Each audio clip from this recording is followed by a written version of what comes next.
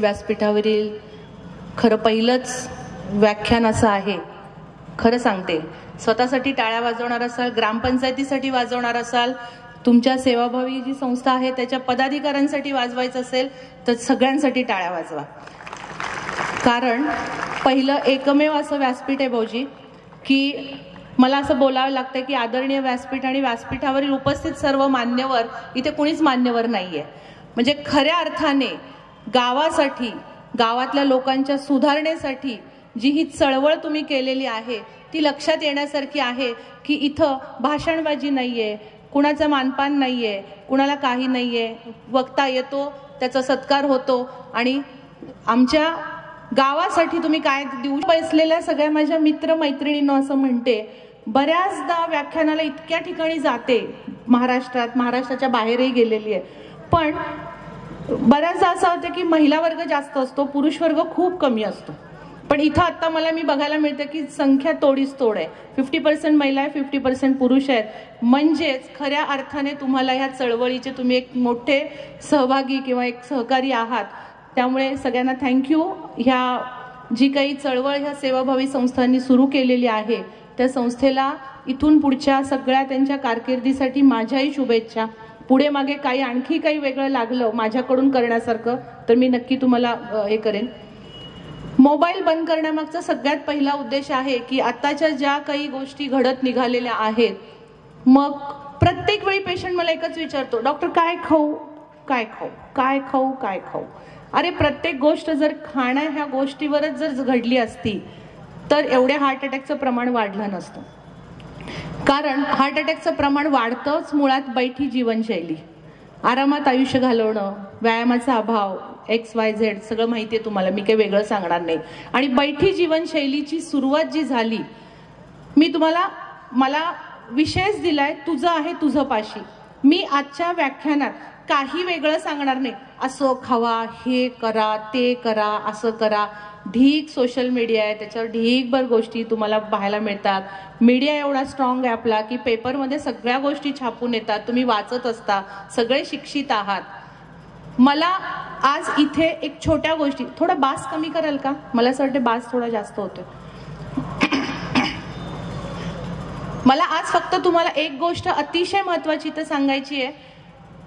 खरं कौतुक मी भाऊजींचं करेन, थोरात सरांचं, की मला बोलता म्हटलं की काय विषय देऊ, तर माझा विषय जो आहे तो मी प्रिव्हेंटिव्ह कार्डिओलॉजीमध्ये बोलणार. How to avoid the angioplasty, bypass कशी टाळू डॉक्टर, प्लास्टी झाली आहे, बायपास झाली आहे, पुन्हा ब्लॉक डेव्हलप झालाय, पुन्हा छातीत दुखतंय, मग मी काय करायला पाहिजे, कशी लाईफस्टाईल ठेवली पाहिजे, काय ट्रीटमेंट्स आहेत का, सारखं मी प्लास्टी बायपास करायचं का. आज शनिवार आहे, काल शुक्रवारची OPD. माझ्याकडे बरोबर 11 वाजता एक मिडल एज म्हणजे साधारण 64-65 वर्षाचा एक वयस्करच म्हटलं पाहिजे, कारण दिसताना एकदम असे ते 70चे दिसत होते. अक्षरशः मी डोक्याला हात लावला, 5 वेळा प्लास्टी झालेली, 1 वेळा पेशंटची बायपास झालेली आणि पेशंटला पुन्हा दम लागतोय म्हणून पेशंट माझ्याकडे आलेला. मग ह्या सगळ्या गोष्टी सांगण्यात मला आज काहीही स्वारस्य नाहीये. तुझं आहे तुझं पाशी, हे सगळं अवॉइड कसं करायचं ह्यातली पहिली गोष्ट आणि पहिलं थंब रूल आहे ती म्हणजे बैठी जीवनशैली. बऱ्याचदा भारतीय, मी सगळे मिथ सांगणार आहे तुम्हाला, खरं काय आणि खोटं काय, एक्झॅक्टली काय विचार तुमच्या डोक्यात आहे ते योग्य की अयोग्य ह्या बाबतीत आपण छोट्या छोट्या गोष्टीची चर्चा करायची. मी पहिल्यांदाच एक नातं प्रस्थापित केलं, मित्र मैत्रिणी. इन केस मी बोलताना जर कंटाळवाणं वाटलं, नाही काहीतरी बोरिंग चाललंय यार, काय हेच तर सरळ एक हात वर करायचा. आपण नातं, बरोबर आहे ना, एकमेव असं नातं आहे मित्रमैत्रिणींचं की जिथं आपण बिंदास बोलतो, बिंदास गप्पा मारतो, बरोबर ना, की ज्याच्यात आपल्याला खूप निखळ मजा येते. नणंद भाऊजायचं, जावा जावांचं, सासू सुनांचं, भाऊ भाऊजायचं, ह्या सगळ्या नात्यात एक मर्यादा आहे. पण एकमेव असं नातं आहे की जे मैत्रिणीचं, मित्राचं, की जिथं आपण बिंदास गप्पा मारतो. तर जर काही कंटाळा आला तर सरळ हात वर करा, मी समजेन की तुम्हाला काहीतरी वेगळं अपेक्षित आहे, काही तसं मानायचं नाही. तर सगळ्यात पहिली गोष्ट आहे तुझं आहे तुझं पाशी मध्ये बैठी जीवनशैली. त्यात भारतीय लोकांच्या मध्ये एक छोटा कन्सेप्ट असा रूढ झालेला आहे की मी पोळी भाजी, चपाती भाजी, भाकरी रोजची खातो, मी माझं व्यवस्थित सगळं आहे, पूर्वापार चालत आलेला जो आहार आहे तो आमच्याकडे व्यवस्थित घेतला जातो. आम्ही पिझ्झा, बर्गर किंवा असं कुठलेही बाहेरचे नूडल्स वगैरे आम्ही काही खात नाहीये म्हणजे डॉक्टर मी व्यवस्थित आहे, आणि तरी पण मला कसा काय हार्ट अटॅक आला. असेच करणारे 80-85% लोक माझ्याकडे येत आहेत. पण साधी एक गोष्ट करते की पूर्वापार काळापासून आपण भाजी भाकरी खात आलो. भाजी भाकरी आणि आमटी भाजी काय जे कोशिंबीर, तसं बघायला गेलं तर आपण 80% व्हेजिटेरियन आहोत, 10-20% आपण नॉन व्हेजिटेरियन आहोत. कारण आपल्याकडे आठवड्याला एखाद्या दुसऱ्या वेळी आपण नॉनव्हेज खातो आणि रोज रोज नॉनव्हेज काही आपल्याकडे इतकं काही बनत नाही. पण मग असं काय घडतं की मग ती पूर्वी पण माझे आजी आजोबा खात होते आणि आता मी पण खातोय, त्यात काय वेगळं आहे.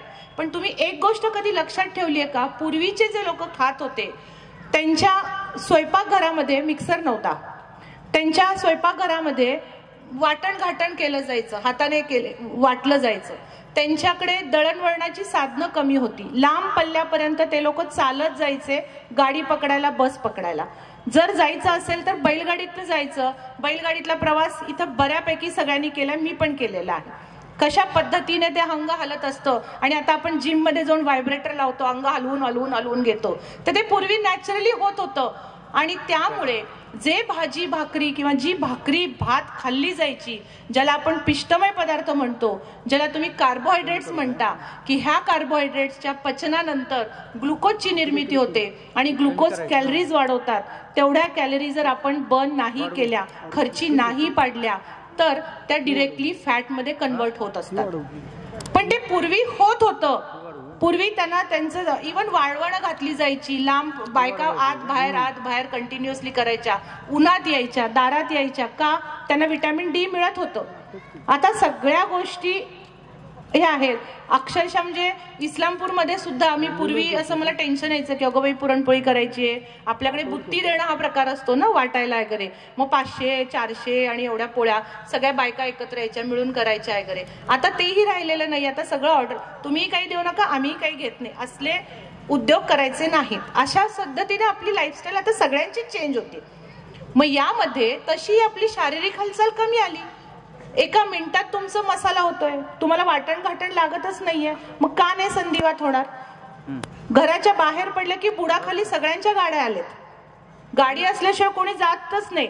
आणि मग आपण म्हणतो काय ट्रॅफिक वाढलंय. इस्लामपुरात पूर्वी असलं अजिबात काही नव्हतं. गावात पण कधी कधी ट्रॅफिक जाम होतं, छोट्या छोट्या रस्त्यात अचानक मोठी गाडी आली, इकडनं 4 गाड्या आल्या, सगळ्या येतात. कारण आपली लाईफस्टाईल चेंज झाली. त्यामुळं पूर्वापार घडत आलेला आहार आता पण मी जर तो फॉलो केला तर पूर्वीच्या लोकांची व्यायामाची पद्धत आणि आत्ताची ही जमीन आसमानचा फरक आहे. त्यामुळे मला ह्यातनं एकच गोष्ट सांगायची आहे की जो व्यायाम करतो त्याला व्यवस्थित भाजी भाकरी खाण्याचा पूर्ण अधिकार आहे.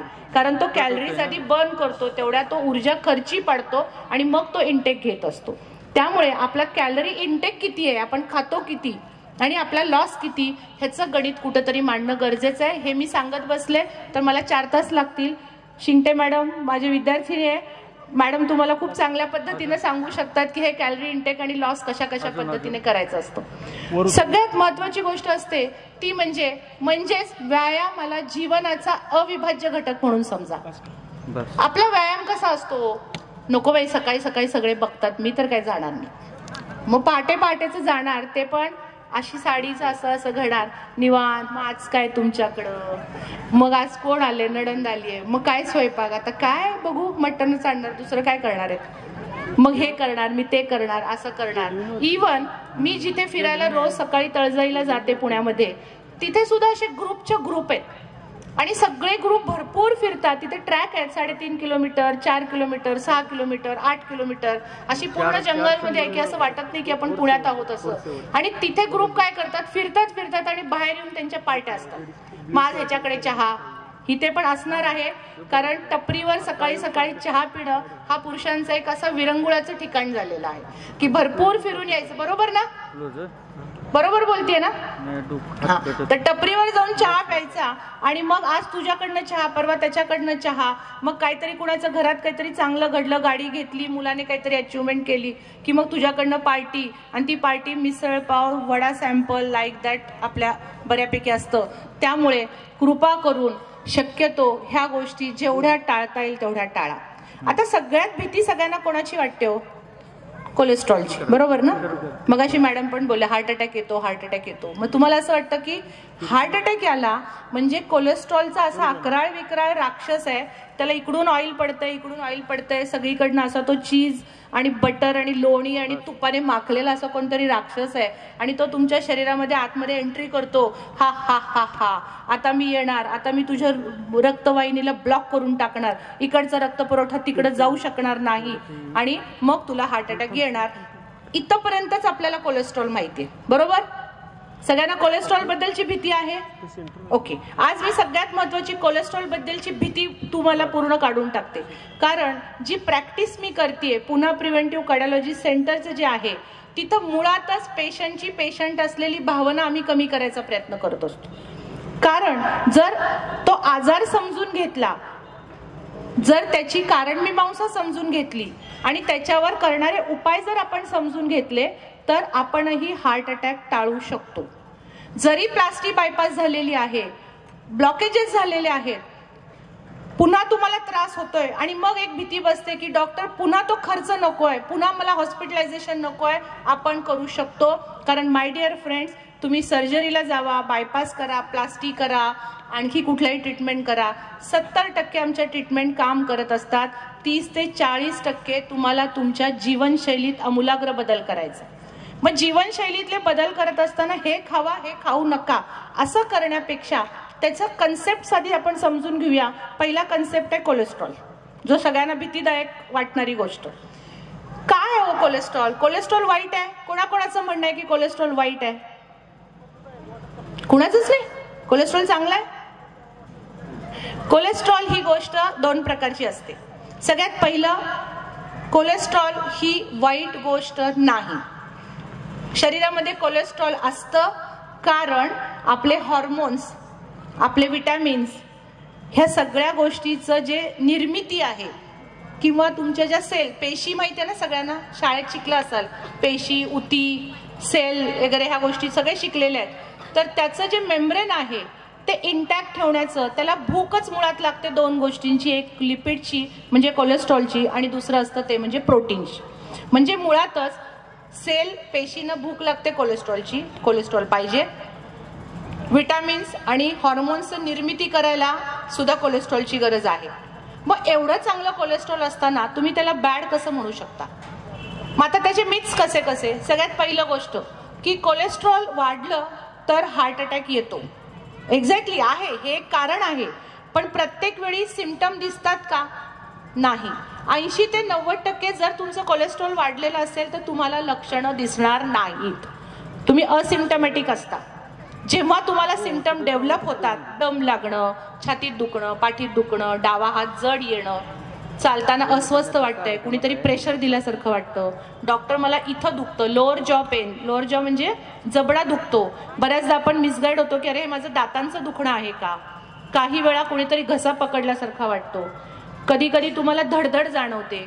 कधी कधी तुम्हाला ह्या ठिकाणी, ज्याला रेट्रोस्टर्नल बर्न म्हणतात, की जळजळ झाल्यासारखी वाटते आणि आपण मिसगाईड होतो की अरे हे मला पित्तामुळे होतंय का? आणि आपण पित्ताच्या गोळ्या खात असतो आणि सडन एक दिवस आपल्याला हार्ट अटॅकला सामोरं जावं लागतं. अशी लक्षणं दिसतात. पण जेव्हा तुमचं कोलेस्ट्रॉल वाजवीपेक्षा खूप जास्त वाढतं आणि त्याच्याबरोबर जेव्हा रक्तवाहिन्या कडक होतात आणि जिथे ब्लॉकेजेस होतात तेव्हाच त्या गोष्टी दिसतात. पण 80% लोक हे सिम्पटमॅटिकली नसतात. दुसरं गोष्ट, बारीक असेल तर माझं कोलेस्ट्रॉल वाढणार नाहीये, मी जाड आहे म्हणजे कोलेस्ट्रॉल वाढलेला आहे, असा हा समज चुकीचा आहे. कोलेस्ट्रॉल बारीक लोकांच्या मध्ये सुद्धा वाढू शकतं. कारण कोलेस्ट्रॉल वाढण्यामागचं पहिलं कारण असतं जेनेटिक फॅक्टर. अनुवंशिकतेनं कोलेस्ट्रॉल हे तुमच्यामध्ये वाढत जाणार आहे.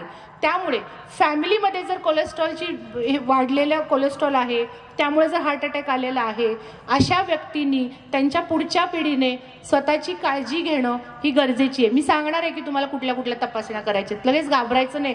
मग बहुतेक माझ्या काकांची डेथ झाली, आत्याची डेथ झाली, वडिलांची डेथ झाली आणि मग मला हा आजार येणार आहे, जाऊ दे मी अँजिओप्लास्टी करून घेतो. इतकं काही लगेच गरज नसते. काही कार्डियक मार्कर्स असतात, रक्ताच्या तपासण्यावर पण आपण समजू शकतो की काय एक्झॅक्टली कशा पद्धतीने आपण ते मॅपिंग करायचे. दुसरी गोष्ट असते बारीक लोक असतील म्हणजे जेनेटिक फॅक्टर आहे. दुसरा गोष्ट आहे ती म्हणजे तुमच्या खाण्यापिण्याच्या सवयी. सवयीमध्ये पण 2 प्रकारचे फॅट असतात, एक monounsaturated, polyunsaturated, so many thing. Trans fat जे म्हणतात ना, तळलेले पदार्थ आणि मुळातच फॅट असणारे काही पदार्थ जर खाण्यात वारंवार येत असतील, बघा मी काय सांगते, वारंवार येत असतील आणि प्रमाणाने ते जास्त येत असतील तर तुम्हाला हार्ट अटॅकचा धोका हा वाढत असतो. ओके. तिसरी गोष्ट आहे, बारीक लोकांच्या मध्ये सुद्धा जर कोलेस्ट्रॉल वाढतं त्याचा सगळ्यात महत्त्वाचा परिणाम असतो तो म्हणजे तुमचे लिव्हर फंक्शन जर व्यवस्थित नसेल तर. त्यामुळे त्याच्यावर पण लक्ष देणं खूप गरजेचं असतं. प्रत्येक दारू पिणाऱ्या माणसाचं लिव्हर खराब होतं हा कन्सेप्ट पण चुकीचा आहे. This is one of the cause. पण दरवेळी ते मॅपिंग करणं गरजेचं आहे, ते बघणं गरजेचं आहे. परंतु दारू जर सारखी पीत जर तुमचं लिव्हर फंक्शन जर डिस्टर्ब होत गेलं तर मात्र त्याचा पहिला परिणाम तुमच्या कोलेस्ट्रॉलवर होतो, दुसरा परिणाम तुमच्या रक्तवाहिन्यांचा कडकपणावर होत असतो. तिसरी गोष्ट, लोकांना जे असं वाटतं की मी नट्स खाल्ले, नट्स म्हणजे तुम्ही ड्रायफ्रुट्स म्हणतो आपण, ड्रायफ्रुट्स खाल्ले तर कोलेस्ट्रॉल वाढतात, त्यामुळे बदाम, अक्रोड वगैरे हे आमचं खाणं नाही, महिला वर्ग हे आमचं खाणं नाही, हे पुरुषांचं खाणं आहे. मी इतके पेशंट बघते की शक्यतो हा आजार पुरुषांच्या मध्ये जास्त आहे. कधी?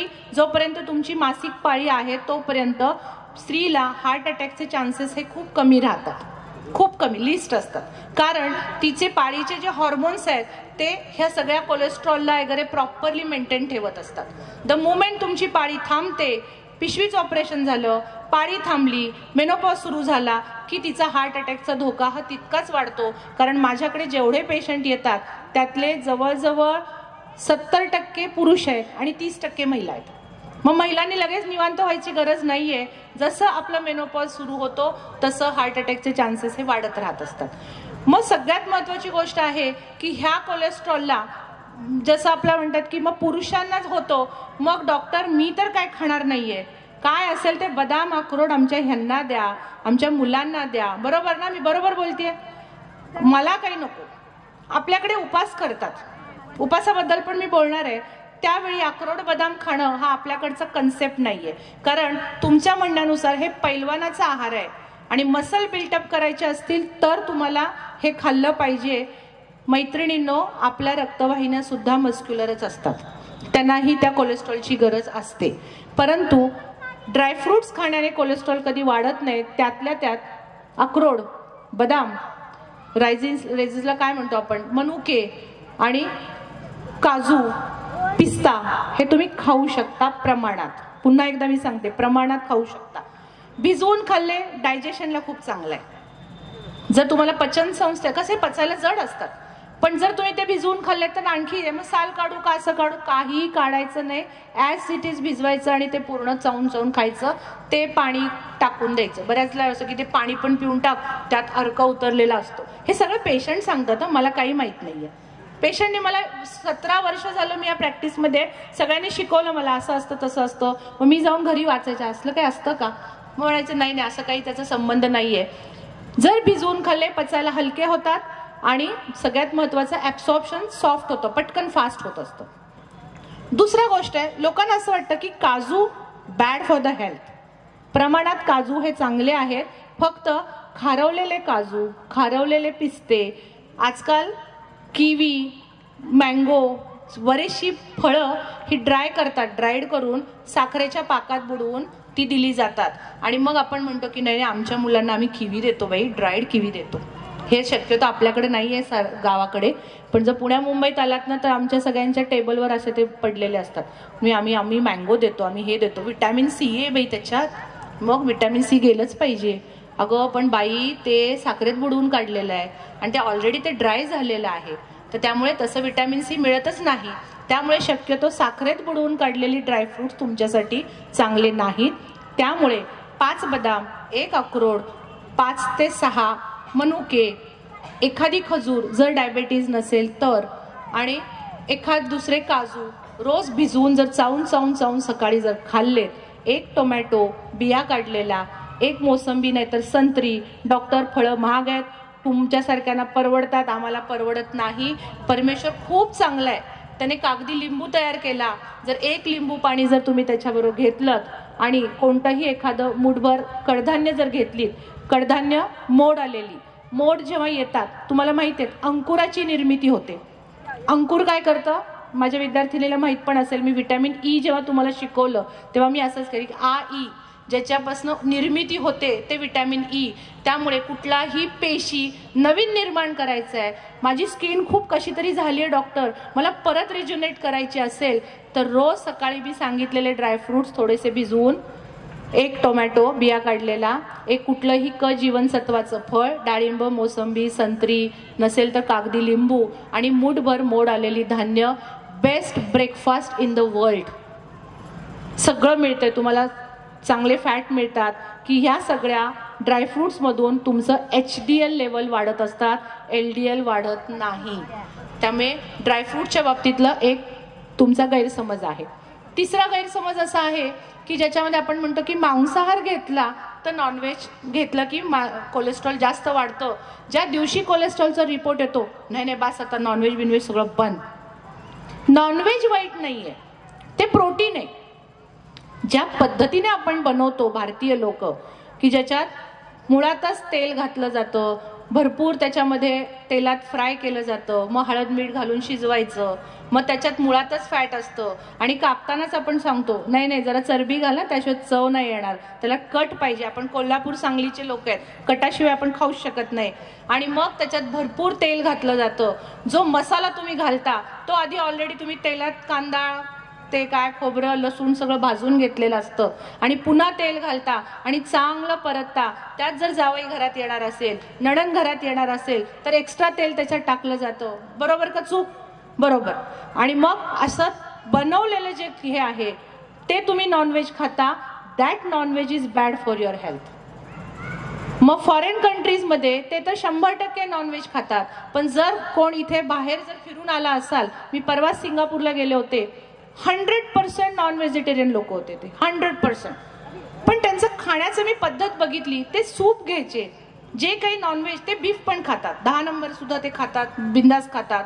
पोर्क खातात, डुकराचं पण मटण ते खातात, बिंदास खातात. पण ते उकडून घेतलेलं होतं, ते बॉइल्ड होतं, त्याच्यात भरपूर भाज्या कट करून टाकलेल्या होत्या आणि सूप पद्धतीनं ते खात होते. आणि पोर्शन ऑफ राईस, जस्ट एवढूसा राईस ते त्याच्याबरोबर थोडंसं खायचे आणि मुळातच ते स्टिकने खातात. त्यामुळे थोडं थोडं थोडं थोडं थोडं थोडं खात असल्यामुळे मला एकही त्या कंट्रीमध्ये एक कुणी फॅटी जाड माणूस दिसला नाही. कारण पोर्शन ऑफ राईस, कार्बोहायड्रेट कमी, प्रोटीनचं प्रमाण आहे, बॉईल खातायत. त्यामुळे नॉनव्हेजच्या बाबतीतला जो कन्सेप्ट आहे तो चुकीचा आहे. मग डॉक्टर कसं खायचं, तर साधी एक गोष्ट, कुठलंही मटण, कोंबडीचं घ्या, कुठलंही घ्या, पण ते लीन करून खाणं गरजेचं आहे. What is mean by lean meat? Lean meat म्हणजे काय? आपल्याकडे लीन मीट मिळत नाही, फॉरेन कंट्रीजमध्ये ते मिळतं. म्हणजे काय? घरात बनवता येतं, काय टेन्शन घ्यायचं नाही. आपण भारतीय लोक इतके जुगाडू आहे की सगळं शिकून यायचं आणि आपण घरात करायचं आणि व्यवस्थित तब्येत व्यवस्थित ठेवायची. मटण आणा, ते हळद मीठ घालून शिजवा, ते 2 तास तुम्ही फ्रीजमध्ये ठेवा किंवा थंड करा कुठं, त्याच्यावर एक प्रकारचा फॅटी लेअर येतो, तो चमच्याने काढून टाका आणि मग जे काही आहे तो कमी तेलामध्ये जेवढा मसाला कमी घालता येईल आणि वरच्यावर घालता येईल. कारण मुळातच नॉनव्हेजला स्वतःची टेस्ट असते, ती तुमच्या मसाल्याने काही फार वेगळी एनहान्स होत नसते. अशा पद्धतीचं ज्याला लीन मीट म्हणतात, ज्याचं कोलेस्ट्रॉल वाढलेलं आहे त्यांना अशा पद्धतीने जर खाल्लं प्रमाणात, पुन्हा मी शब्द वापरते प्रमाणात, तर तुम्हाला कोलेस्ट्रॉलचा कुठलाही धोका राहत नाही. हा एक मिथ्स आहे ना, तुम्हाला एक डोक्यात कन्सेप्ट चुकीचा आपण घेतो. तिसरा कन्सेप्ट की गोड खाल्लं की कोलेस्ट्रॉल वाढतं, हा कन्सेप्ट तुमचा बरोबर आहे. ॲब्सोल्युटली साखर आणि गूळ, बऱ्याचदा पुण्यातले आमचे सगळेजण असतात की साखर बंद करायची का, मग गूळ चालेल का? म्हणजे इतके आम्ही पुणेकर विचित्र आहोत की आम्हाला गुळाचं आईस्क्रीम पण मिळतं. गुळाची पुरणपोळी आतापर्यंत होती, पण गुळाचं आईस्क्रीम काही दिवसांना मला वाटते मटणमध्ये पण गुळ घालतील. आता तुपातलं मटण मिळतं, म्हणजे मटणात तूप हा पहिला कन्सेप्ट मी पुण्यात गेल्यानंतरच मला पहिल्यांदा समजलं की इथे तो शुद्ध तुपातलं मटण भाकरी मिळेल आणि तिथे अशा लाईनच्या लाईन लावून लोक घेतात. पण माय डिअर फ्रेंड्स, कृपा करून साखर ही तुमच्यासाठी चांगली नाही. सांगली कोल्हापूरमध्ये जेव्हा व्याख्यानाला मी जाते, मला हा शब्द, हे वाक्य उच्चारताना असं जड जड जड वाटतं. कारण आपल्याकडे चहाचा चमचा हा एकतर हॉर्लिक्स नाही तर कुठल्या तर लहान पोरांचा जो डब्बा असतो त्यातला पांढरा चमचा, नाही तर तो असा किलवर असलेला एक तो असा चपटा चमचा मिळतो. तो बऱ्याच महिलांच्या मध्ये तोही कन्सेप्ट नाही, हातानेच घ्यायची 1 2 3, हा मग चहा व्यवस्थित झाला. गोड चहा पिण्याची ज्यांना सवय आहे त्यांना पुढे जाऊन कोलेस्ट्रॉलचा धोका वाढणार आहे. त्यामुळे मग ते नाही, मग गुळ वापरू का? नाही. साखर ही तुमच्यासाठी चांगली नाही. मी हात जोडून विनंती करते, जेवढं स्वीट अवॉइड करता येईल तेवढं करा. आणि आता स्वीट हा प्रेस्टिज पॉईंट होत निघालेला आहे. कुठलाही एखादा कार्यक्रम झाला की त्यात कमीत कमी 2 स्वीट असतील तर कार्यक्रम चांगला झाला. छान झालं लग्न, 2 स्वीट होते. 3 स्वीट असेल, अरे वा मस्तच, खूपच छान. पण कृपा करून, पूर्वी आठवा लग्न, आजोबा लग्न आठवत असतील, शिरा भाताचं जेवण असायचं लग्नात, पुरणपोळी असायची, एकच दिलं जायचं आणि ते तेवढे काम करत होते, कष्ट करत होते म्हणून ते पचत पण असेल. पण साखर आणि गूळ ही तुमच्यासाठी चांगली नाही. ते डिरेक्टली ग्लुकोज आहे, डायरेक्टली कोलेस्ट्रॉल वाढवणारे घटक आहे. कारण ग्लुकोज पुन्हा फॅटमध्ये कन्वर्ट होत असतं. त्यामुळे मी आपण कोलेस्ट्रॉल बद्दल जर भीती बाळगायची असेल तर साखर पूर्ण बंद करून टाका. तिसरा महत्त्वाचा गोष्ट, हार्ट अटॅक टाळायचा असेल तर लिव्हर फंक्शन व्यवस्थित पाहिजे. त्यामुळे दरवर्षी फक्त आपल्याला असं वाटतं की जो दारू पितो त्यानंच लिव्हर फंक्शन्स बघावं, नाही. लिव्हर ही एक अशी ऑर्गन आहे, असा अवयव आहे की शेवटच्या इंचापर्यंत ते काम करत असतं. अगदी कॅन्सर झाला, तुम्हाला निमोनिया झाला, काही कुठलेही आजार झाले, डेंग्यू झाला आणि तुम्ही सिरियस आहात, हे आम्ही कधी मॅपिंग करतो? जेव्हा तुमचे लिव्हर एन्झाईम्स डिरेंज व्हायला लागतात, म्हणजे तुम्ही लास्ट स्टेजमध्ये आता निघालेला आहे. त्यामुळे प्रत्येक वेळी कोलेस्ट्रॉलचीच फक्त तपासणी न करता त्याच्याबरोबर लिव्हरची पण करणं गरजेचं आहे. जर लिव्हर फंक्शन व्यवस्थित नसेल, कारण 70% कोलेस्ट्रॉलची निर्मिती ही तुमच्या लिव्हरमध्ये होत असते, मग लिव्हर बघणं हे तितकंच गरजेचं आहे. हे आतापर्यंत कुणीही तुम्हाला सांगणार नाही, तुम्हाला माहीत पण नसणार आहे. त्यानंतरचा घटक आहे तो म्हणजे व्यायामाचा अभाव. ज्याला एक्सरसाइज रेग्युलर करायची सवय आहे त्याचं कोलेस्ट्रॉल वाढत नाही, त्याला हार्ट अटॅक यायचं प्रमाण कमी राहतं. मी का हा वाक्य वापरलं? बऱ्याचदा असं आपल्याला ऐकायला मिळतं की तो जिममध्ये जात होता, रोज व्यायाम करायचा, रोज फिरत होता, नॉनव्हेज खात नव्हता, व्हेजिटेरियन माणूस होता, माळकरी माणूस होता आणि त्याला कसा काय हार्ट अटॅक आला. हे मिथ्स आहेत तुमचे सगळे. काही कन्सेप्ट असं नाही आहे की माळकरी आहे, हे आहे, ते आहे. उलट मी म्हणते की जर तुम्ही व्हेजिटेरियन आहात तर दरवर्षी ड जीवनसत्व, ब जीवनसत्वाची तपासणी करा. ज्याचं ड जीवनसत्व कमी आहे, ब जीवनसत्व कमी आहे आणि जर तुम्ही घेत नसाल सप्लिमेंट, ह्याच्यात म्हणजे आहारातनं फार कमी जातं, त्याचं जरी तुम्ही आहारातनं घेतलं तर ते किती ॲब्सॉर्ब होतं शरीरात माहीत नाही आहे, पण त्याच्या गोळ्या घेणं, डॉक्टरांच्या मदतीनं ते वाढवणं गरजेचं आहे. गुडघे दुखतात म्हणून डॉक्टरकडे जाता, डॉक्टर तुम्हाला व्हिटॅमिन डीचे औषध लिहून देतात, आठवड्याला 1 गोळी. बरेच जण इथं घेतलेले असणार आहेत. 8 आठवडे घेतला, संपला विषय, 2 वर्ष त्या डॉक्टरकडे बघायचं पण नाही. ज्या क्षणाला तुमच्या लक्षात येतं की तुमचं ड जीवनसत्व कमी पडतंय, ब जीवनसत्व कमी पडतंय, तिथून पुढे लाईफ टाईम, जोपर्यंत शेवटचा श्वास आहे तोपर्यंत तुम्हाला कंपल्सरी व्हिटॅमिन डी आणि ब जीवनसत्व डॉक्टरांकडे जाऊन मागून घ्यायचं. डॉक्टर मला व्हिटॅमिन डीचं औषध द्या, B12चं हे द्या, मी घ्यायला तयार आहे. इतकं ते महत्त्वाचं आहे आणि आपण ते बघायला जात नाही. मग व्यायाम करणाऱ्या लोकांच्या मध्ये हार्ट अटॅक का येतो? अचानक काही सडन होतं. जे डिहायड्रेट होतात, एक्सेस व्यायाम करून घाम जास्त गेल्यामुळे शरीराला पाणी जर व्यवस्थित नाही मिळालं तर रक्ताला एक प्रकारची विस्कोसिटी कमी होते, त्याचं गुठळ्या होतात, थिकनेस वाढतो, घट्टपणा येतो. तुमच्या भाषेत सांगते, त्याला घट्टपणा येतो आणि मग मात्र ते जास्तीत जास्त कुठेतरी तुम्हाला रक्ताची गुठळी होते आणि ती जर रक्तवाहिनीमध्ये अडकली तर सडन कार्डियक अरेस्टमध्ये पेशंट जातं. त्यामुळे शरीराला कंपल्सरी पाण्याची गरज आहे. कोलेस्ट्रॉल कमी करायचं असेल तर जसं खाण्यापिण्यामध्ये तुम्ही ट्रान्स फॅट आणि हे कमी करताय, त्याचबरोबर पाणी पिणं ही शरीराची गरज आहे. बऱ्याच महिलांच्या मध्ये, पुरुषांच्या मध्ये पाणी कामात असल्यानंतर पाणी पिलं जात नाही. हे काम एकदा उरकणं गरजेचं आहे, नंतर बघू बाकीचं काय.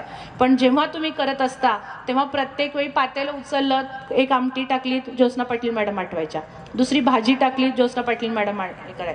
तुमच्या पुरुषांच्या मध्ये एक काम करून आलात, ज्योत्स्ना पाटील मॅडम आठवा. शेतात जाऊन आलात, ज्योत्स्ना पाटील मॅडम, नाही पाणी प्यायला सांगितलंय, नाही पाणी प्यायला सांगितलंय. 20 किलो वजनासाठी 1 लिटर पाणी. आपण सगळे ऑन अँड ॲव्हरेज 60-70च्या दरम्यान आहोत. 3 ते 3.5 लिटर पाणी 24 तासात जाणं गरजेचं आहे. मग असं सांगितल्यानंतर सकाळी उठल्यानंतर लिटरचा तांब्या गटा, परत थोड्या वेळ मध्ये गॅप, परत आठवल्यावर ज्योत्स्ना पाटील मॅडम परत 1 लिटरचा तांब्या गटा, आणि रात्री अरे 2च लिटर झालं, मॅडमने 3 लिटर सांगितलं होतं गटा. असं करायचं नाहीये. आपल्याकडे संस्कृती जी सांगितली, आपल्या संस्कृतीनेच आपल्याला शिकवलेलं आहे.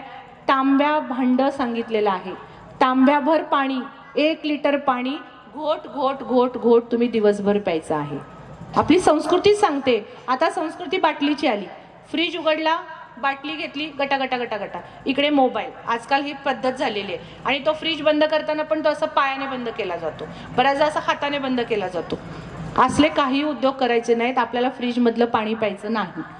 माठातलं प्या, नॅचरल मातीचं प्या, साधं प्या, पण पाणी पिणं गरजेचं आहे. जर व्यायाम करत असाल तर तुम्हाला पाणी व्यवस्थित ठेवणं गरजेचं आहे. आणि जरी व्यायाम जरी करत नसाल तरी सुद्धा पाण्याचं प्रमाण शरीरात व्यवस्थित ठेवा. महिलांनो, हात जोडून विनंती करते.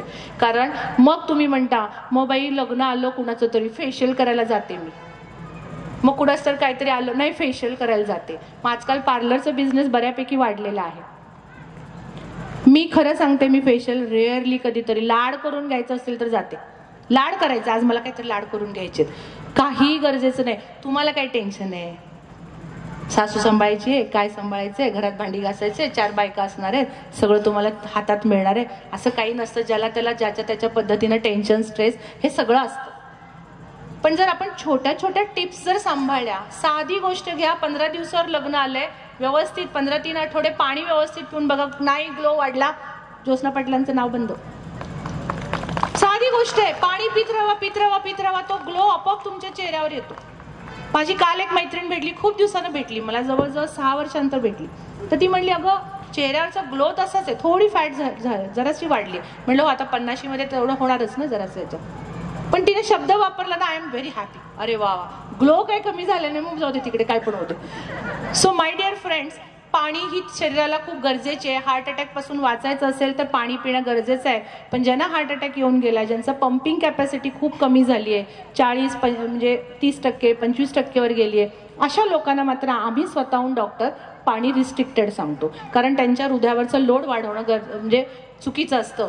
त्यामुळे रोजचं पाणी पिणं हे खूप गरजेचं आहे. त्यानंतरचं मिथ्स, आपण मिथ्सवर चाललंय.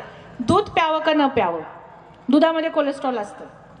ॲक्च्युली दुधामध्ये सॅच्युरेटेड फॅट आहे, त्यातल्या त्यात साय. परवा मी एका मैत्रिणीकडे गेले होते, तिने मिसळपाव केला होता आणि मग तिथे अशी चर्चा झाली, मी काही बाई मला ब्रेड नाही आवडत. एक म्हणली मला आवडतो, पण त्याच्यावर साय आणि साखर घातलेला ब्रेड एकदम भारी लागतो. तर लगेच दुसरी म्हणली मला बाई साय, भात आणि साखर खूप आवडते.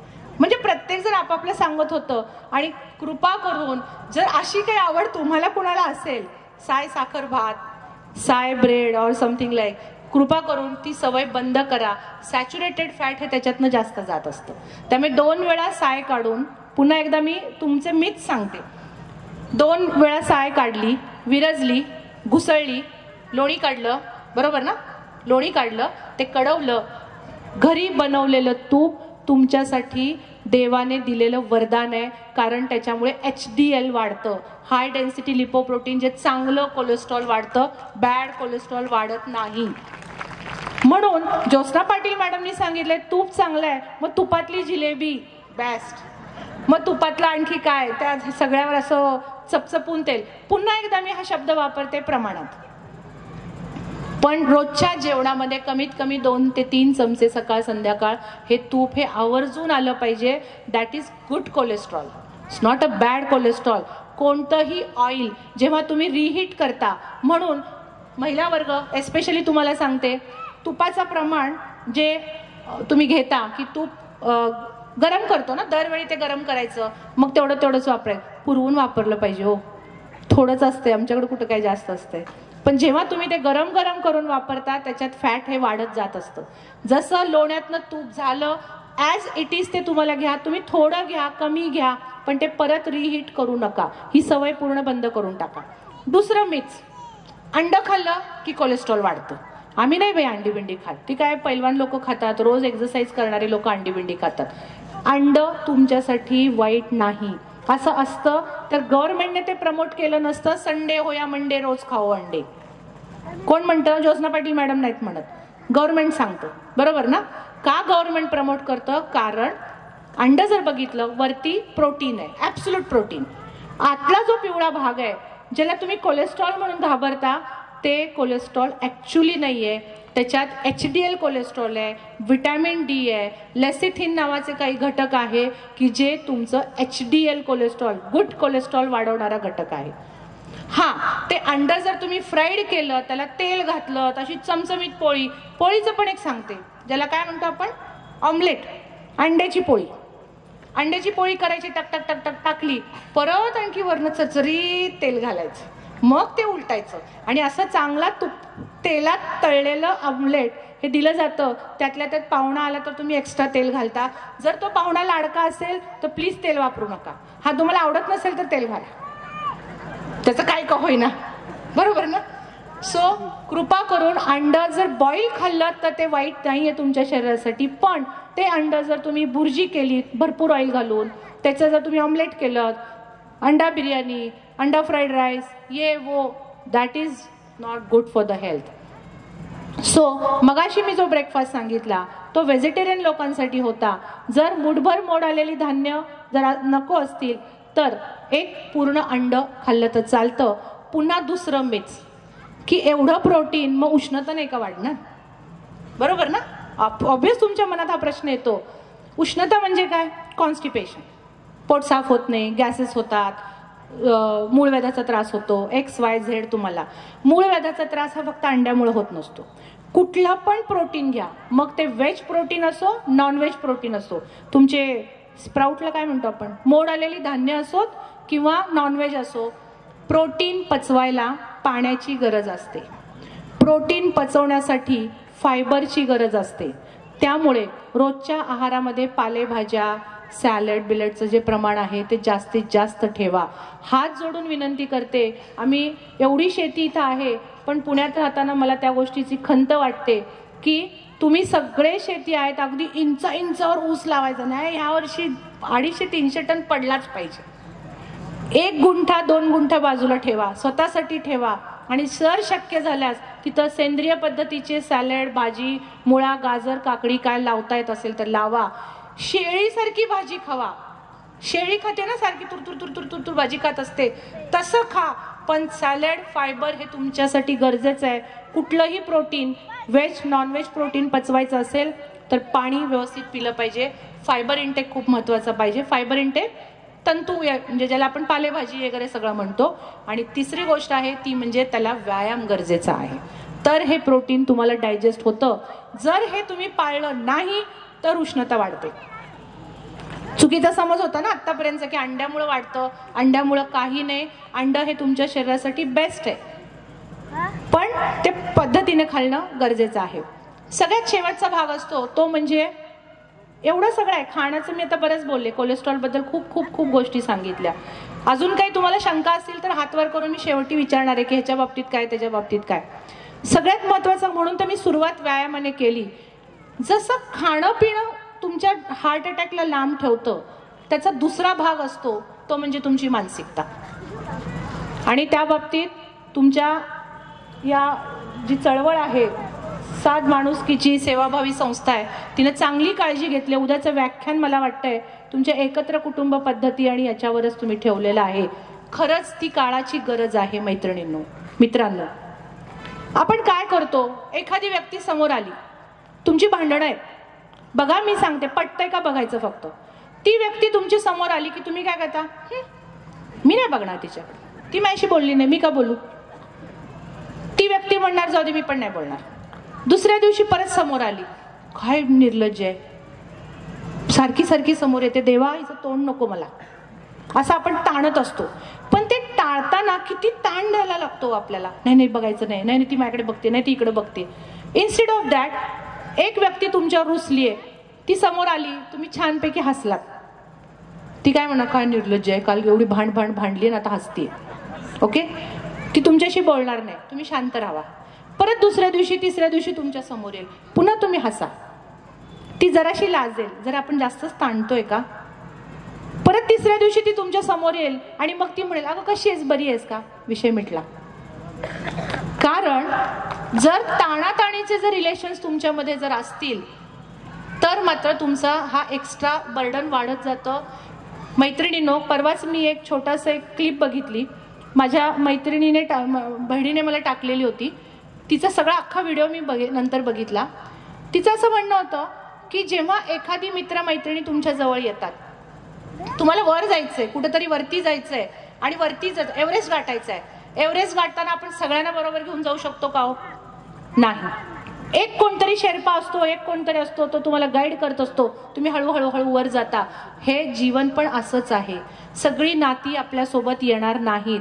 परमेश्वर असं काहीतरी निर्माण करतो की ते नातं तिथंच थांबतं, ते गोष्ट तिथेच होते. Let it be, soda. Okay, ते तिथंच आहे, मला वर जायचंय, मी ते नातं तोडणारही नाही, त्याच्याबद्दलचा ताणही घेणार नाही, मला वर जायचंय, बस एवढंच की मला वर जायचंय. आणि मग एक दिवस येतो की हा हे एक्स्ट्रा लगेज आहे, एक्स्ट्रा आहे, मला नको आहे, मी मला वर जायचंय. म्हणूनच दुनियेतली सगळ्यात बेस्ट कार म्हणून जिला बघतात, फेरारी, त्याच्यात 2च सीट्स असतात. आणि बसमध्ये किती सीट्स असतात? 30. कारण सर्वसामान्य बनायचं असेल तर सगळ्याला ह्याला घ्या, त्याला घ्या, त्याला घ्या, त्याला घ्या, त्याला घ्या. आणि जर तुम्हाला असामान्य बनायचं असेल तर सगळ्यांना जिथल्या तिथे ओके चला सगळे रिलेशन चांगले आहेत, मला वर जायचंय, बस इतकं आहे. त्यामुळे नातेसंबंधांमधले तेढ पूर्णतः कमी करा. जेवढं स्वतःहून माफ करण्याची सवय, नुसते स्वामी समर्थांचे भक्त सध्या वाढायला लागलेत सगळीकडे. श्री स्वामी समर्थ, श्री स्वामी समर्थ, समर्थ समर्थ. पुरुष लोक आता वैतागलेत, अरे नुसतीच स्वामी स्वामी करते, घरातल्या स्वामीला बघतच नाहीये. बरोबर, नुसती स्वामी समर्थ स्वामी समर्थ. अरे पण तुम्ही कधीतरी दासबोध वाचा. आज दासबोधाची यांची जयंती आहे, रामदास स्वामींची आज जयंती आहे. कधीतरी दासबोध वाचा तुम्ही. प्रेग्नन्सीमध्ये, इथं मी तुम्हाला सगळ्यांना सांगते, प्रेग्नन्सीमध्ये तुमची सून, नात सून कोण जर असतील प्रेग्नंट मुली, त्यांना काहीही वाचायला देऊ नका. म्हणतात ना असं वाचलं तसं वाचलं तर असं घडतं तसं घडतं, काही नाहीये. दासबोध वाचायला द्या. दासबोधात प्रॅक्टिकल गोष्टी खूप चांगल्या सांगितलेल्या आहेत. सगळ्या गोष्टी जिथल्या तिथं ठेवणं गरजेचं आहे. माय डिअर फ्रेंड्स, कृपा करून समर्थ सुद्धा हेच सांगतात, माफ करा, प्रत्येकाला माफ करा. जर तुम्ही माफ केलात, मनावरचा ताण कमी येतो, रिलॅक्स वाटायला लागतं. जेवढा माणूस रिलॅक्स, तेवढ्या हार्ट अटॅक पासून तुम्ही लांब राहता. कारण तुमचे हॉर्मोन्स तुम्हाला व्यवस्थित मदतीला नेत असतात. जरी राग आला, जरी चिडचिड झाली, तरी एक क्षणभर ती चिडचिड झाली तरी पटकन थांबा, पाणी प्या, पुढच्याला म्हणा माझं मत होतं, मी मांडलं, आय एम व्हेरी सॉरी. माझं आणि माझ्या नवऱ्याचं एक तुम्हाला गुपित आज सांगते की मी जेव्हा खूप वैतागते आणि मला काहीतरी खूप सांगायचंय, तर इन्स्टेड ऑफ भांडणं, माझ्या स्टुडंट्सनी बघितलेलं आहे की ते लवेबल कपल म्हणून आमच्याकडे सगळेजण बघायचे की मॅडम आणि साहेब काय गुलू गुलू गुलू गुलू छान छान हसत असतात. असं काही नाही, नवरा बायकोंची भांडणं सगळीकडे असतात. पण आम्ही एक रूल केला, तो रूल आज तुम्हालाही सांगते. जर खूप काही बोलायचं असेल तर नवऱ्याने बायकोला म्हणाय, मला आज तुझा 1 मिनिट हवाय. तो 1 मिनिट म्हणजे काय, नवरा तुम्हाला काहीतरी काहीतरी काहीतरी बोलणार आहे, तुम्ही 1 मिनिट शांतपणे गप्प ऐकायचंय. पुरुष म्हणणार काय शक्य नाही मॅडम, एक काय पुढच्या दुसऱ्या तिसऱ्या सेकंदाला रिएक्शन आहे. पण आपला रूल आहे ना तो, की तो 1 मिनिट बोलणार आहे, त्याचं मत मांडणार आहे, शांतपणे ऐकून घ्या. ऑफकोर्स वाईस वर्सा, जेव्हा एखादी स्त्री तुम्हाला काहीतरी सांगणार आहे तेव्हा तुम्ही शांतपणे ते ऐकून घ्या. अच्छा तिचं मत आहे ते, मग ते मत कसं चुकीचं आहे ते तिला पटवून द्या आणि ते तुम्ही शांतपणे ऐकून घ्या. नसेल पटलं, मौन राहा, कीप मम. कारण किती जरी ओरडलात, काही जरी केलं, तर दुनियेतलं अंतिम सत्य आपले नाते, नातलग, जीवलग, जीव संबंध जे आपण ब्लड रिलेशन म्हणतो ते कुठंही जाणार नाहीये. कारण नसताना तेढ वाढवू नका. आपल्या काळंबवाडीचे एक पेशंट माझ्याकडे होते. ॲक्च्युली मला माहीत नव्हते ते काळंबवाडीचे आहेत. माझं एक व्याख्यान होतं सकाळतर्फे पुण्यातल्या साखर भवन जे आहे तिथे. खूप गर्दी होती आणि ते लेक्चर ऐकायला ती व्यक्ती तिथे आली होती. एकदम सगळं सफोकेशन झालं आणि त्यांना हार्ट अटॅक आला. नशिबाने आमची टीम सगळी तिथं होती. आम्ही सगळं मॅनेज केलं, त्यांना घरी पाठवलं, त्यांना सांगितलं की जर त्रास झाला तर तुम्ही जवळच्या पटकन ICU मध्ये इंडोर व्हा, नाही जर व्यवस्थित असाल तर दुसऱ्या दिवशी प्लीज क्लिनिकमध्ये या. जेव्हा दुसऱ्या दिवशी पेशंट क्लिनिकमध्ये आला मला खूप बरं वाटलं. हां चला, पेशंटचं आपण एक मेजर हे वाचवलेलं आहे. मग मी विचारलं कुठले तुम्ही, काय तुम्ही? आम्ही सांगली जिल्ह्यातले असेच. मी लगेच काही सांगितलं नाही, मी पण तुमच्याच गावची आहे, काही बोलले नाही, शांत बसले.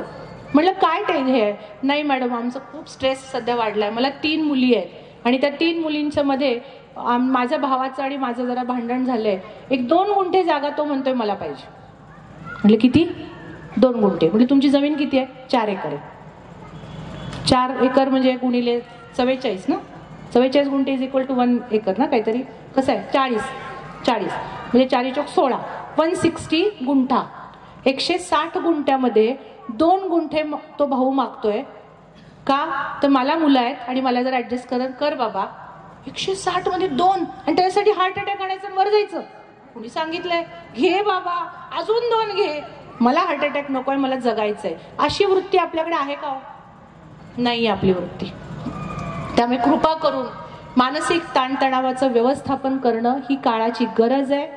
ही तुमच्या शरीराची गरज आहे, ही तुमच्या मनाची गरज आहे आणि ती एक आर्ट आहे, कला आहे. ती जर शिकवायचं म्हटलं तर तेही मी शिकवू शकते. आमच्या पेशंटना मी हेही शिकवतो.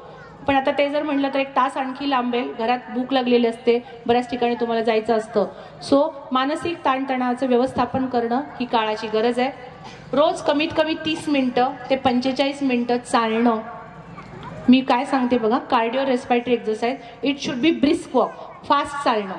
रमत गमत इकडं बघ तिकडे बघ, बागेत फिरायला आल्यासारखं चालायचं नाही. मी रोज चालते म्हणून मी पाहिजे तेवढं जेवते नाही. जे प्री डायबेटिक फेजमध्ये, जे डायबेटिकच्या ह्याच्यामध्ये आहे, त्यांनी जेवढं आहारातले कार्बोहायड्रेट कमी करता येईल, भाकरी भाताचं प्रमाण कमी करा, भाज्यांचं प्रमाण वाढवा. जेवढा मिताहार कराल, जेवढं कमी खाल, 4 घास कमी खाल, तेवढे हार्ट अटॅकपासून तुम्ही लांब राहू शकता. हे गांधीजींनी पण सांगितलं. आपण गांधीजींना इतकं मानतो, पण त्यांचं हे वाक्य मात्र सगळ्यांनी सोपस्करपणे विसरून गेले. आपण फक्त गांधीजींना आठवतो, अहिंसा अहिंसा अहिंसा, तरी मटण खातो, हिंसा करून मटण खातो. पण कुणी गांधीजींचा मिताहार हा शब्द काही हे केला नाही. त्यामुळे दुसरी गोष्ट, 4 घास कमी खा.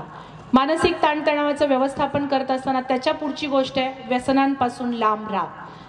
ज्यांना दारू प्यायची सवय, हाँ मला बरं वाटतं, सो आज मैंने अच्छा लगने के लिए दारू पिया, कल गम में दारू पिया, कल फ्रेंड के आनंद में दारू पिया, फिर फ्रेंड के गम में दारू पिया, फिर क्या आज पार्टी है इसीलिए दारू पिया, कल गाड़ी लिया दारू पिया.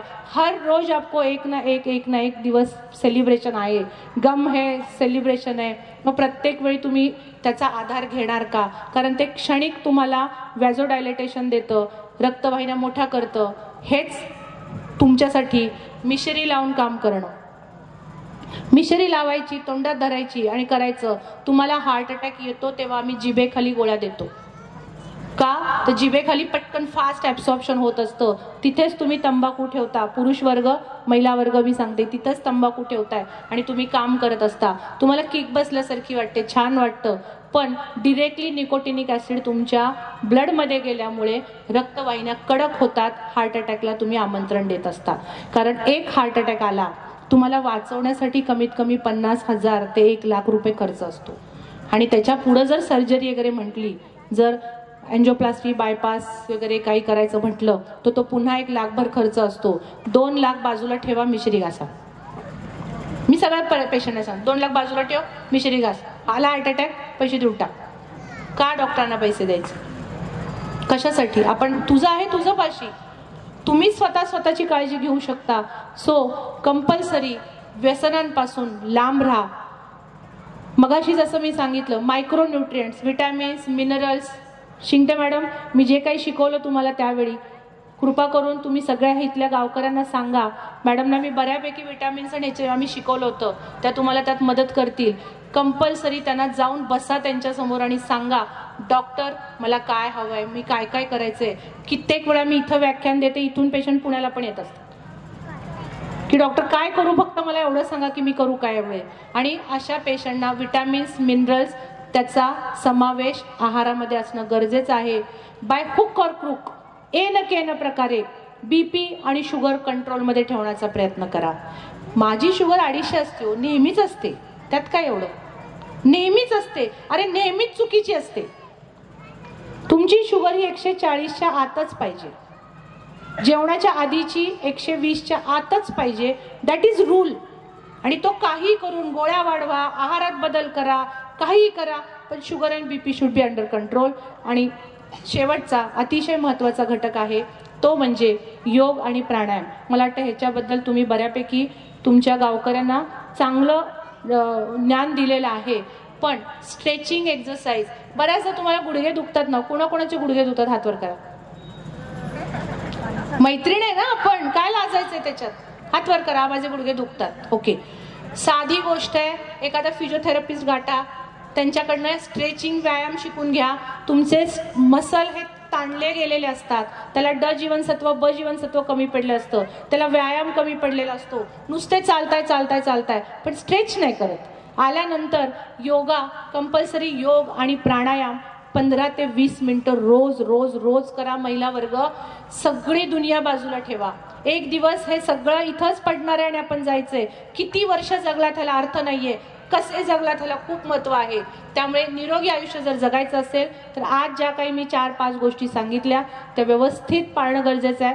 मला वाटतं आज मी येथे थांबते, कारण एक भीती कोलेस्ट्रॉल बद्दलची, एक टेन्शन कोलेस्ट्रॉल बद्दलचं तुम्हाला बऱ्यापैकी होतं.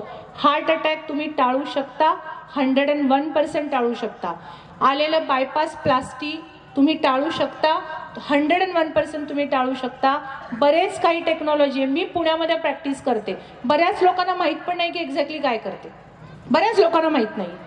जेव्हा काही आपले इकडचे लोक तिकडे येतात आणि सहज भेटायला, oh my God, you are doing lots, किती काय काय करताय तुम्ही. आता इथून पुढे उद्या सकाळी मला हैदराबादला जायचं शिक्षणासाठीच. एक टेक्नॉलॉजी मला एक करायची आहे. कितीतरी मशीन बेस्ड ट्रीटमेंट्स आहेत, ECP ESMR नावाच्या काही टेक्नॉलॉजी आहेत की ज्या अँजिओप्लास्टी बायपासपासून तुम्हाला लांब ठेवतात, हृदयाचा रक्तपुरवठा वाढवण्यासाठी मदत करतात. कितीतरी ओझोनच्या ट्रीटमेंट आहेत. कितीतरी अशा गोष्टी आहेत की ज्या तुम्हाला ह्या जीवनशैलीतला थोडा बदल आणि ह्या काही ट्रीटमेंट्स घेतल्या तरी तुम्ही बदल होऊ शकतात. कृपा करून हार्ट अटॅक किंवा बायपास प्लास्टिक ह्याचा बाऊ करून घेऊ नका, स्ट्रेस घेऊ नका. कंपल्सरी एक सेकंड ओपिनियन घ्या की ही गरजेचं आहे का नाही आहे, आणि मग डिसिजन घ्या. बऱ्याचदा भीतीपोटी आपण करून घेतो आणि तुम्हाला असं वाटतं की मी प्लास्टिक केली आता मला काही होणार नाही आणि मग माझं लाईफस्टाईल तसं करतं. असं नाही आहे. जरी प्लास्टिक केली, जरी बायपास केली, जरी माझ्याकडे ट्रीटमेंट घेतली, जरी आयुर्वेद होमिओपॅथिक काही घेतलं, 70% ट्रीटमेंट्स हे करतात. जीवनशैलीतला बदल हा आमूलाग्र करणं गरजेचं आहे आणि तोच एक्झॅक्टली आम्ही शिकवत असतो, बाकी काही फार वेगळं नाही आहे. सो माय डिअर फ्रेंड्स, मघासपासून मी बोलतीये पण कुणी हात वर केला नाही याचा अर्थ की तुम्हाला बोर नाही झालेलं. ओके, जाता जाता मी एक छोटासा एक जोक तुम्हाला सांगू का? सांगू का नको? नको? हो सांगा. ओके, जर नाही म्हणलं असतात ना तर मी पुढचं एक तुम्हाला सांगणार असते की हार्ट अटॅक पासून वाचायचं असेल तर काय करायचं? हसत राहावा. काही नाहीये, काही नाही. हे दुनिया इतकी छान. पुण्यामध्ये हास्य वर्ग असतात, हा हा हा हा हा हा हा, हो हो हो हो हो हो, त्यांना बघून पण हसू येत असतं. अरे कसे हसतात ते. तुम्ही नॅचरली एकत्र राहताय सगळेजण, पावला पावलेला तुम्ही एकमेकाला हाका मारता, एकमेकाशी बोलता. फक्त ही नातेसंबंध छान ठेवा. असंच एक गाव असतं, त्या गावात एक पाटील असतात. इथं जर सॉरी कोणी जर बाळासाहेब पाटील और समथिंग नाव असेल तर आय एम व्हेरी सॉरी, हा जस्ट जोक आहे, समजून घ्या. बाळासाहेब पाटलांना मूलबाळ नसतं, बिचारे खूप वाईट हे असतात, खूप डिप्रेस होत असतात, सगळेजण विचारत असतात, खूप नवस तपास करतात आणि मग बाळाला म्हणजे त्या बाळासाहेबांना एक हे होतो आणि ते कोणीतरी सांगतं की हे आजोबा आले जन्माला, त्याला बाळाच म्हणा, बारसं बिरसं काय करू नका, वाईट काहीतरी नजर लागेल तुम्हाला. एवढा मोठा तालेवार पाटील आहे. आणि मग हळूहळू बाळ मोठा मोठा मोठा होत जातो आणि इतके लाड होतात की बिचाऱ्याला व्यवहार ज्ञान काही होत नाही, पण आज्ञाधारक असतो. मग एक दिवस असं लग्न करायचं ठरवतात. मग पाटील सगळीकडे मुली शोधायला लागतात. मग ते आल्यानंतर तो व्यवहार ज्ञानी नसतो. मग कोणी असं विचारलं की कुणाकडे आलाय? त्या पाटलांकडे, त्या मुलाकडे. पोरगी विहिरीत ढकलून देते की शाणा आहे पोरग, कशाला तिकडे देताय तुम्ही. आणि ते बिचाऱ्याचं लग्न ठरत नाही.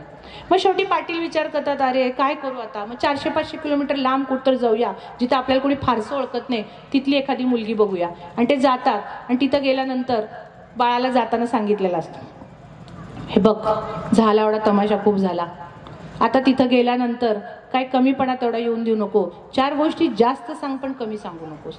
बाळ आज्ञाधारक असतं, फक्त व्यवहारज्ञानी नसतं. मग तिथं गेल्यानंतर ते विचारतात, तुम्ही पाटील का? साधे पाटील नाही, 96 कुळी पाटील आहे. वा ग्रेट.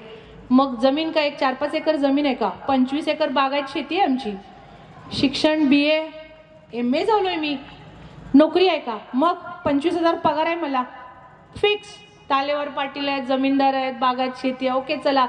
ते लगेच लग्न हो म्हणतात आणि फराळाची ताटं समोर येतात. समोर आल्यानंतर बाळ नेहमीच्या स्टाईलनं आपल्या चिवड्याचा बुकना उचलतो आणि तोंडात टाकतो आणि बिचाऱ्याला ठसका लागतो. होणारा जावई आहे त्या घरचा, त्यामुळे लगेच सासरे बो येतात, म्हणतात, अरे अरे खोकला का? खोकला? TB आहे, TB मला. सो ऐसा कुछ यहाँ पे आके ज्योत्सना पाटील ने बड़ा चढ़ा के कुछ नहीं बोला है. तुम्हाला असं वाटेल की तुम्ही पण पाटील आहात, तो कुछ बड़ा चढ़ा के बोल लिया है क्या? मी फॅक्ट सांगितली आहे. जीवनात हसत राहावा, रोज एक जोक एकमेकाला सांगा, रोज एक जोक एकमेकाला पाठवा, त्याच्यावर तुमची रिॲक्शन द्या आणि एक इमोजी पाठवून गप्प बसू नका. त्या मैत्रिणीला आवर्जून फोन करा, हे छान वाटला हा, खूप मस्त होता, खूप हसले मी. ही दाद देणं तितकीच गरजेची आहे. सो माय डिअर फ्रेंड्स, कृपा करून आज ज्या काही छोट्या छोट्या टिप्स मी तुम्हाला दिल्या त्या जर आयुष्यामध्ये पाळल्या तरी तुम्ही हार्ट अटॅकपासून लांब राहू शकता. आज मला इथे बोलावलं, संयोजकांनी इथे ही सगळी अरेंजमेंट केली, त्याबद्दल सगळ्या तुमच्या पदाधिकाऱ्यांचे थँक्यू. सरपंच मॅडम तुमचेही थँक्यू. मला बघितल्यानंतर जरासं एकदम म्हटलं की she so young and dynamic. आणि यंग लोकांना जर गोटखिंडी गावात जर इतकं सपोर्ट करत असतील तर खरंच तुमची ही जी गाव घडवूया जी चळवळ आहे ती चांगल्या पद्धतीने घडते. आज इथे बोलावलं, तुमच्याशी संवाद साधण्यासाठी मला वेळ दिला आणि मला ऐकून घेतलं, कारण हे वय आहे, ऐकून घेण्याची कॅपॅसिटी संपली आपल्या सगळ्यांची, ऐकवायची कॅपॅसिटी मात्र खूप आहे आपल्याकडे. तर सगळ्यांचे पुन्हा एकदा थँक्यू सो मच. रक्ताची की कॅल्शियमची सुद्धा असू शकते. हा, ऍक्च्युली खरं सांगू का, कॅल्शियम ह्या गोष्टीवर जर काही कार्डियक मार्कर्स आहेत की माझ्या रक्तवाहिन्या कडक होत आहेत का, तर पहिलं युरिक ॲसिड लेवल, ज्यांना किडनी स्टोन किंवा जर तुमचे काय पित्ताशयातले खडे वगैरे जर असतील तर तुमचा मुळातच कॅल्शियम स्कोर थोडा हाय आहे हे लक्षात येतं. तुम्ही त्याची काळजी घेणं गरजेचं आहे. युरिक ॲसिड लेवल कंट्रोलमध्ये ठेवा. शुगर कंट्रोलमध्ये ठेवली तर कॅल्शियमचा स्कोर जास्त वाढत नाही. फारसं त्या माझ्या ट्रीटमेंटबद्दल बोलले नाही, पण काही IV ट्रीटमेंट असतात, काही सलाईनच्या ट्रीटमेंट असतात की ज्याच्यामध्ये हा कॅल्शियम स्कोर आपण कमी करू शकतो. डायबेटिक आहात तर तुमचा कॅल्शियम स्कोर असाही वाढतो. मग काही वेळा जरी तुम्ही प्लास्टिक केली, बायपास केली तर तो ग्राफ्ट परत ब्लॉक होतो किंवा जो स्टेंट परत ब्लॉक होतो. याचा अर्थ असा नाही की ते ऑपरेशन चुकीचं झालं, तुमच्या शरीरात कॅल्शियमचं सेव्ह डिपॉझिशन फास्ट वाढतं. मी का जे सांगितलं तुम्हाला, विटॅमिन D, B12 वगैरे घ्या, ते महत्त्वाचं आहे. तुमचे BP शुगर कंट्रोलमध्ये ठेवा. हे जर केलं तर कॅल्शियम असंही कमी डेव्हलप होतं. पण जर डेव्हलप झालं तर काही IV ट्रीटमेंट्स आहेत त्याला की तुम्ही तो कॅल्शियम स्कोर कमी करू शकता. एक्झॅक्टली त्यासाठीच पेशंट माझ्याकडे जास्त येतात. फक्त खूप वेळ कमी आहे आणि मग हे जर मी सगळं सांगत बसले तर मिनिमम 5-6 तास मला बोलायला लागेल. मॅडम, माझा प्रश्न असा आहे की आपण जे जेवणात एक्स्ट्रा मीठ वगैरे घेतो त्याचा काय परिणाम होतो, म्हणजे दमण्यावरती आणि रक्तावर? एक लक्षात घ्या, याचं बॅलन्स करणार आहे, ज्याला पाण्याचं बॅलन्स म्हणतो ना, पाण्याचं प्रमाण. एक्सेस मीठ खाल्लं रक्तवाहिन्यांना कडकपणा लवकर यायला लागतो. म्हणून पेशंटला मी सांगतो, खारवलेल्या मिरच्या, खारवलेली बिस्किटं, झिंगा, सोडा, जे खारवलेले मासे असतात, ह्या गोष्टींपासून जेवढं लांब राहता येईल तेवढं राहा. शक्यतो महिला वर्गांना मीठ प्रमाणात टाका. जर कमी पडलं तर वरून लिंबू घ्या, एक्सेस मीठ घेऊ नका. काही लोकांना खारट खायची सवय असते, आवड असते, ते बरं वाटतं, पण त्या लोकांच्या मध्ये हायपरटेन्शनचं प्रमाण वाढतं. म्हणतात का नाही, म्हणजे अटॅक आला तर ती कोणत्या बाजूला आल्यावर अटॅक आलाय ही समजायचं. हा, त्याला लक्षणं म्हणतो आपण, बरोबर. खवळल्यासारखा वाटतो, ही सगळी तुमची हार्ट अटॅकची लक्षणं असतात. आणि लगेच घाबरायचं नाही. काही वेळा पाठीत दुखतं, तुमच्या मणक्याच्या आजारामुळे पण दुखत असतं. एक्झॅक्टली पुन्हा प्रिव्हेंटिव्ह मध्ये आम्ही हे डिफरन्शियल डायग्नोज करतो की हा खरंच कार्डियक पेशंट आहे का वेगळा आहे. रक्तपित्ताचा त्रास आहे, 2 महिने झाले. डॉक्टरचा औषध गोळ्या काही सोसत नाही त्या. त्याच्यावर काय उपाय? रक्तपित्त म्हणजे काय त्रास होतोय? संडास वाट्या रक्त पडतंय, एक 4-5 वेळा दिवसातनं पडतं आणि कधी तर 8 रोजानं 15 दिवसांनाच होतं. आता याला आम्ही फिशर किंवा मूळव्याध हामुळे होतो, उष्णती मटण खाल्ल्यामुळे होतो. मूळव्याध होण्याचं जर सगळ्यात पहिली गोष्ट आहे ती म्हणजे फायबर इंटेक कमी. पालेभाजी, सॅलड, मुळा, गाजर, काकडी, कोबी जे काय खाता तुम्ही, कच्ची मेथी, कच्ची कोथिंबीर, पुदिन्याची पानं, कच्चा पालक, जेवढं कच्चं खाता येईल ते तुमच्यासाठी चांगलं आहे. ज्या क्षणाला तुम्हाला जर असं होतं, शिंगटे मॅडम तुम्ही जास्त आयुर्वेद चांगलं देऊ शकताय, मॅडम तुम्हाला औषधं देतील, पण जेव्हा रक्त पडतं तेव्हा पहिले 4-5 दिवस फक्त ताक, भाकरी, मूग एवढंच खायचं दत्ताशिरोच्या जागेला. आणि जर कडक संडास त्यातनं बाहेर पडत असेल तेव्हा थेंब थेंब थेंब थेंब रक्त बाहेर पडतं. तर ते जर औषधाने बरं नाही झालं मग त्याला ऑपरेशन्स करावं लागतात. तसं काय नाही.